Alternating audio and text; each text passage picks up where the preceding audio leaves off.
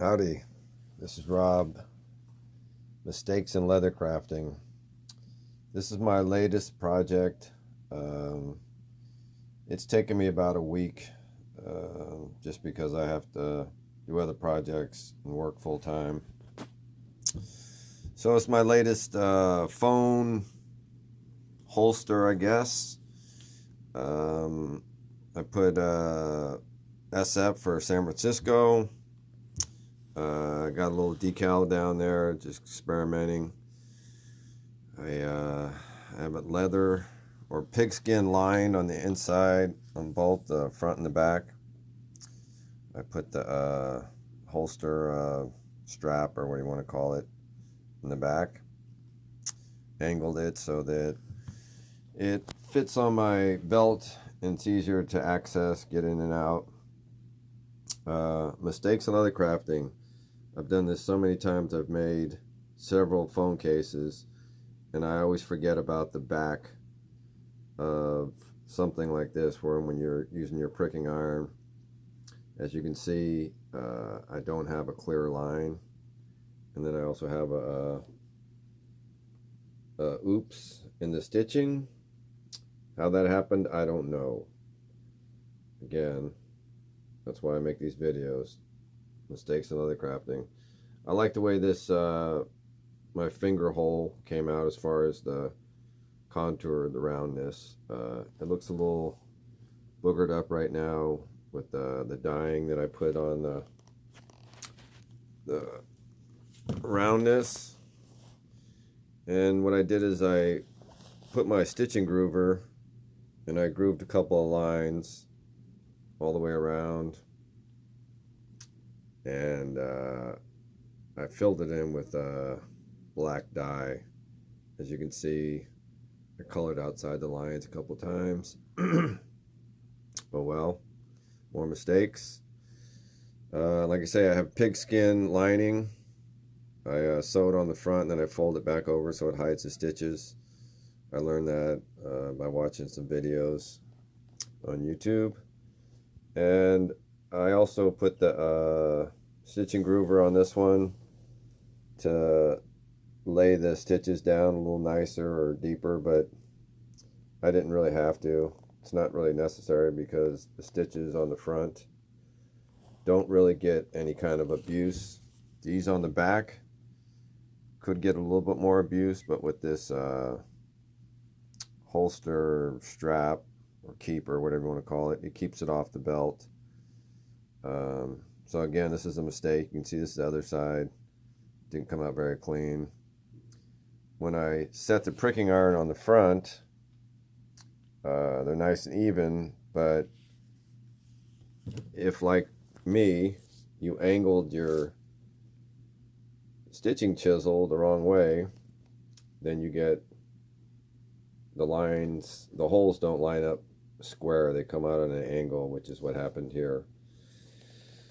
So overall, the stitching is not beautiful on this one, which that's one thing I've been getting better at, is my stitching. But this one, it sits so far into the grooves that you really can't see any saddle stitch consistency, because I used the groover, which I've found that most times I don't ever need the groover, because most of my leather products are not getting any kind of wear as far as friction.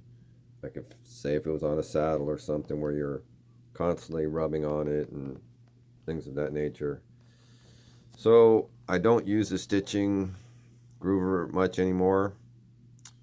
Once in a while I do it just because it makes a little bit of sense. In this situation it didn't, but I just did it just because, well, otherwise I wouldn't have any videos to make as far as mistakes. I do like the way the SF came out. I just took a stencil and wet the leather, and then traced it, and then I just used some dark brown, I think it was either brown or tan, but it's oil dye, which is also, the black is the oil dye. And from what I've learned or have heard, don't have that much experience, but oil dye tends to go on a lot more consistent than the water-based dyes. And the way I understand, the alcohol-based dyes dry out the leather quite a bit. So anyway, that is my SF stamp, which I think came out good. These stamps down here, I just did them because I had some marks on the leather and I wanted to cover them up. No rhyme or reason. Again, it's all practice, and you can see I probably shaved the edges or filed them a little bit too tight. But again, there's not much stress on these phone holsters, you know, the way I use them. So I haven't had one come apart yet or unravel. I mean, they're still saddle stitched, so they're in there pretty dang strong. And with this tiger thread which is what I'm using.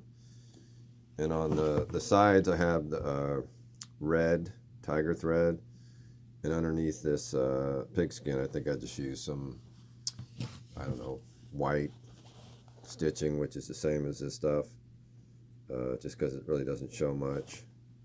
In this piece of leather, you can see a bunch of letters stamped in it. It was just a scrap piece of leather that I had laying around that figured I might as well use it because it's just scrap. And I like the way these holster, I don't know, keepers, or I'm not sure even what the terminology is for them. I like making them like this so they're nice and stout. Also, this leather is probably, I don't know, probably 6 to 8 ounce leather or something. It's pretty heavy duty. I have to skive it down a little bit at the ends down here, just to be able to get it to fold around the phone.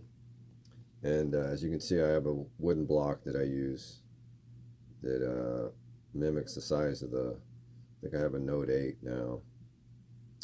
And I've seen a video that, what is it, Weaver Leather talks about it. He talks about just taking old scrap leather and making an outline of a phone, just glue them together and cut them and shape them, which I like that idea. I've already had this piece of wood made, so I use it just because it's already made. But in the future, if I have another phone, different size, or someone else wants me to make one, I'll just use the leather so that I can get the size of the phone and wet mold it. By the way, this thing is wet molded, in case I hadn't mentioned it, or you were figuring out how I did it.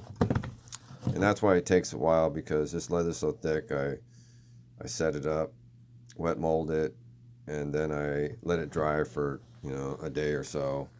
And then also between my other projects, by the time I get back to it, this is just kind of a side project that I'm working on. So it's taken me about a week, you know, here and there, working on different things and getting back to this. But it's pretty much a finished product right now. I put red oil dye on the sides. I don't know if you can see that, but I really like the red oil dye. It's different, and it gives it a nice look, I think.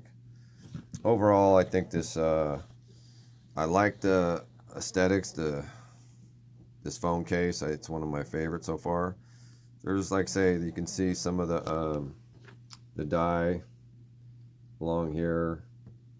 Again, is outside the lines and blah blah blah. But once this thing is worn a few weeks, month, whatever, the patina will start coming out, and hopefully you'll never notice it. And if you do, most people don't know what super high-end leather crafting is. So most people just think it looks great, but I'm my own worst critic, obviously, because of the fact that I'm always making mistakes, and same mistakes a lot of times. Like, say on this phone case, I've done it so many times where I've made the sides too shallow or too narrow. They could be a little wider, and they could be more consistent. And again, not putting a stitching groove in there. It's not necessary, and it hides the stitching, which defeats the whole purpose of saddle stitching. But sometimes I just get in a hurry, or I space out. I'm not sure what I do, but for every good thing that I do, it seems like 2 or 3 mistakes. The pigskin, it looks pretty good, but it's a little inconsistent on the top. I'm not sure how to make it on the sides. So do I make it come on the inside and then try to stitch it, or do I cut it a little shallow inside?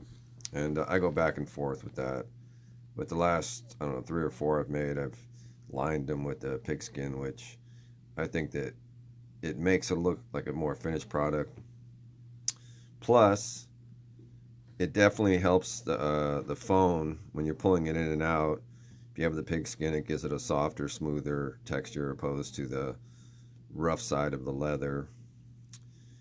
And if I didn't have that, the rough side of leather starts shedding and creating a little bit of dust here and there over time, and the pigskin will prevent that. Also, the pigskin just makes it look a little better, and it keeps the phone in there nice and tight, which this holder is all about. What do they call it?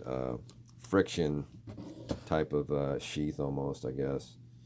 So once I put the phone in there, it's in there pretty tight. It won't pop out or fall out. I have to push it out with this little hole right here, that's what it's for, is to put my finger in there and pops the head of the phone out like that piece of wood is, and then I just pull it out with my fingers. So I'm just trying to make more of these videos just to practice. Also, maybe it's going to help somebody. I don't know. Maybe I'll meet some other people that are going through the same thing. I'm not sure, but I'm just going to keep plugging along and see where it goes. All right, Rob, Mistakes in Leather Crafting. Later.